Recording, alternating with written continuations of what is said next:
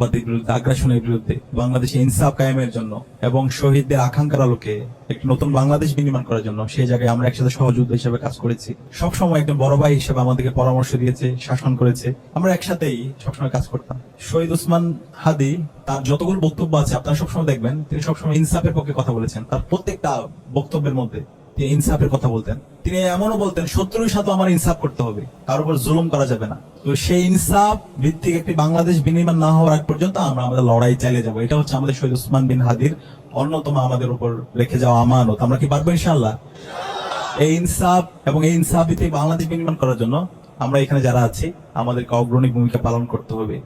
গত 54 বছর জুড়ে বাংলাদেশে আমাদের অসংখ্য লড়াই সংগ্রাম হয়েছে, অসংখ্য আমাদের ভাই বোনরা জীবন দিয়েছে, প্রতিবারই জীবন দিয়েছে, পরবর্তীতে মানুষরা প্রতারিত হয়েছে, কিন্তু ইনসাফ প্রতিষ্ঠা হয় নাই।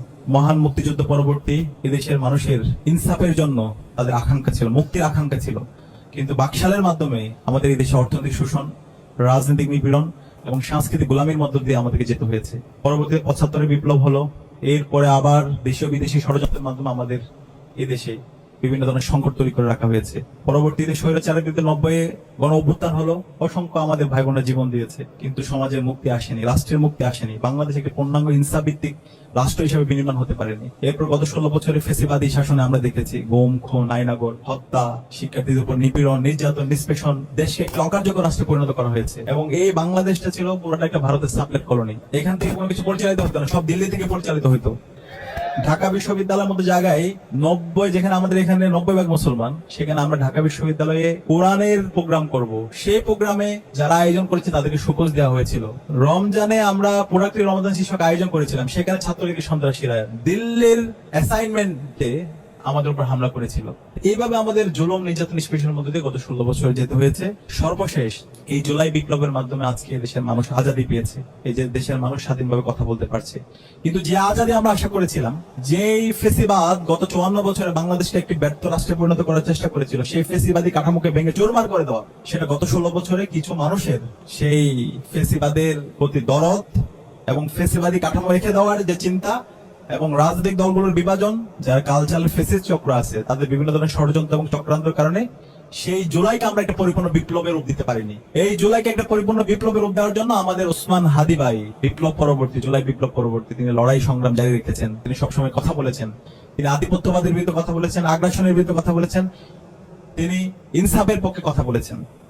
যে কারণে এই পতিত ফেসিস্টরা এবং কালচারাল ফেসিস্ট চক্র ওনাকে হত্যাযজ্ঞ করেছে এবং সর্বশেষ ওনাকে গুলি করে আমাদের এই ওসমান হাদি ভাইকে শহীদ করেছে। তো আমরা আজকে শপথ নিচ্ছি, ওসমান হাদি ভাইকে যারা হত্যাযজ্ঞ করেছে এবং ওসমান হাদি ভাইকে যারা শহীদ করেছে, তাদেরকে আমরা এই বাংলাদেশে রাজনীতি করতে দিব না ইনশাআল্লাহ। এবং ওসমান হাদি ভাই যে শপথ, একটা ইনসাফ ভিত্তিক বাংলাদেশ বিনির্মাণ করা, সেই বাংলাদেশ বিনির্মাণ না হওয়ার পর্যন্ত আমরা আমাদের লড়াই সংগ্রাম জারি রাখবো ইনশাআল্লাহ। বিশেষ করে আজকে আমি ঠাকুরগাঁয়ের শিক্ষার্থী এবং বিভিন্ন পেশাজীবীদের সাথে কথা বলছি। আজকে যদি উত্তরবঙ্গের কথা বলি, গত 54 বছরে উত্তরবঙ্গের কোনো পরিবর্তন আসেনি। কেন আসেনি? এই উত্তরবঙ্গের যারা রাজনীতি করেছে, যারা রাজনীতিবিদ হয়েছে, সবসময় এই ভারতের প্রেসক্রিপশনে রাজনীতি করছে। ঠাকুরগাঁয়ের মাটি মানুষের কোনো ভাগ্যের পরিবর্তন হয় নাই। সে কারণে এখনই সময়, আমাদের যারা ইনসাফের প্রতিনিধিরা আছে তাদেরকে আমাদেরকে মনোনীত করতে হবে। আমি এখানে যারা প্রতিনিধি আছে তাদেরকে বলবো, আপনারা ওসমান হাদি ভাই থেকে একটু শেখেন এবং আপনারা করছেন। ওসমান হাদি ভাই কিভাবে ক্যাম্পেইন করেছে, কিভাবে মানুষের কাছে গিয়েছে, কিভাবে মানুষের মন জয় করে নিয়েছে, কিভাবে আধিপত্যবাদের বিরুদ্ধে, আগ্রাসনের বিরুদ্ধে কথা বলেছে, সেভাবে আমাদের কথা বলতে হবে। মাটি ও মানুষের ভাষা বুঝতে হবে এবং আমাদের যে চিন্তাগুলো, তারুণ্যকে নিয়ে আমাদের চিন্তা কি, সেগুলো আমাদের সমাজের কাছে পরিষ্কার করতে হবে। এবং আমরা কেমন সমাজ বিনির্মাণ করতে চাই, আমরা যখন জনগণের ম্যান্ডেট পেয়ে আমরা যখন নির্বাচিত হয়ে আসব, জনগণের প্রতি কি কমিটমেন্ট, আমরা কিভাবে বাস্তবায়ন করবো, সেই রোডম্যাপটা আপনারা বলে দেন। এবং আপনারা একটা নতুন রাজনৈতিক সংস্কৃতি বিনির্মাণ করেন, যেটা ওসমান হাদি ভাইয়ের লড়াই ছিল। আমি বিশ্বাস করি এই নতুন রাজনৈতিক সংস্কৃতি যদি বিনির্মাণ করতে পারি এবং আমরা যদি সমাজ ইনসাফ কায়েম করতে পারি, তাহলে বাংলাদেশ কখনো আর পথ হারাবে না ইনশাআল্লাহ। তো এখনই সময় আমাদের এই ইনসাফ ভিত্তিক একটি বাংলাদেশ বিনির্মাণ করা, শহীদদের আকাঙ্ক্ষার আলোকে একটা বাংলাদেশ বিনির্মাণ করা। এবং আমি বিশ্বাস করি আমরা সবাই ঐক্যবদ্ধভাবে সেই ইনসাফ ভিত্তিক বাংলাদেশ আমরা বিনির্মাণ করতে পারবো ইনশাআল্লাহ।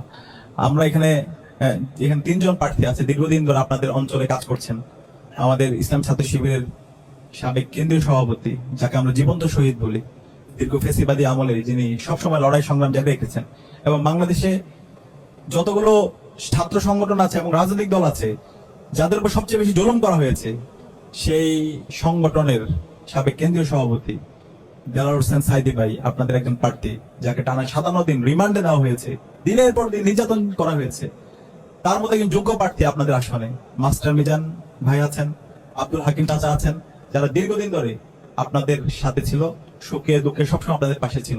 তাদেরকে আপনারা দেখেছেন তারা কেমন মানুষ। তারা এই সমাজে ইনসাফের জন্য দীর্ঘদিন ধরে লড়াই সংগ্রাম জারি রেখেছেন। আমি বিশ্বাস করি আপনাদের এই মানুষগুলো আপনাদের যে কমিটমেন্ট গুলো দিবে, প্রত্যেকটা কমিটমেন্ট তারা বাস্তবায়ন করবে ইনশাআল্লাহ। তাদের যে সততা, তাদের যে দক্ষতা, তাদের যে অনেস্টি, ইন্টিগ্রিটি, সেটা ব্যাপারে কেউ কোয়েশ্চেন করতে পারবে না ইনশাআল্লাহ। জনগণের যে অধিকার, জনগণের যে ক্ষমতা, সেই ক্ষমতা জনগণের হাতে ফিরে দেওয়ার জন্য তাদের লড়াই ইনশাআল্লাহ। এবং সমাজে যারা তারুণ্য আছে, সেই তরুণ সমাজেদেরকে নিয়ে তাদের ভাবনা, তাদেরকে এম্পাওয়ার করা, এবং সমাজের যে বৈষম্যগুলো আছে, সমাজের যে দুর্নীতি, চাঁদাবাজি, টেন্ডারবাজি, রাহাজানি, সন্ত্রাস, মাফিয়াতন্ত্র, সেটার কবর রচনা করাই হচ্ছে তাদের উদ্দেশ্য। তো ইনশাআল্লাহ আমরা বিশ্বাস করি সে জায়গায় এখানকার যারা ছাত্র যুবকরা আছে, তারা এই ইনসাফের প্রতিনিধিদের জন্য তাদের পক্ষে তারা কাজ করবে ইনশাআল্লাহ। এবং একই সাথে আমাদের উত্তরবঙ্গের যে ভাগ্য গত 54 বছর পরিবর্তন হয়নি, সেই ভাগ্য পরিবর্তন করার জন্য আমাদের এই ধরনের যোগ্য প্রার্থীদেরকে দরকার, যারা উত্তরবঙ্গের সকল সমস্যাগুলোকে অ্যাড্রেস করবে এবং যারা উত্তরবঙ্গের মাটি ও মানুষের কথা বলবে ইনশাআল্লাহ। কারো চোখ রাঙানোকে তারা পাত্তা দিবে না ইনশাআল্লাহ। আমরা বিশ্বাস করি আমাদের যারা প্রার্থীরা আছে তারাই ইনশাআল্লাহ আপনাদের পক্ষে হয়ে বাংলাদেশের মানুষের আজাদির জন্য, ইনসাফের জন্য, ইনকিলাবের জন্য তারা তাদের লড়াই সংগ্রাম জারি রাখবে। এবং আমি আশা রাখছি সেই যাত্রায় এখানে ঠাকুরগাঁয়ের যারা ছাত্র এবং যুবকরা আছে, সেই জায়গায় তারা সার্বিকভাবে পাশে থেকে সামগ্রিকভাবে এই অঞ্চলের মানুষের মুক্তির জন্য তারা লড়াইয়ে সার্বিকভাবে সহযোগিতা করবে ইনশাআল্লাহ। সে উদাত্ত আহ্বান জানিয়ে আমি আমার কথা এখানে শেষ করছি। আসসালামু আলাইকুম।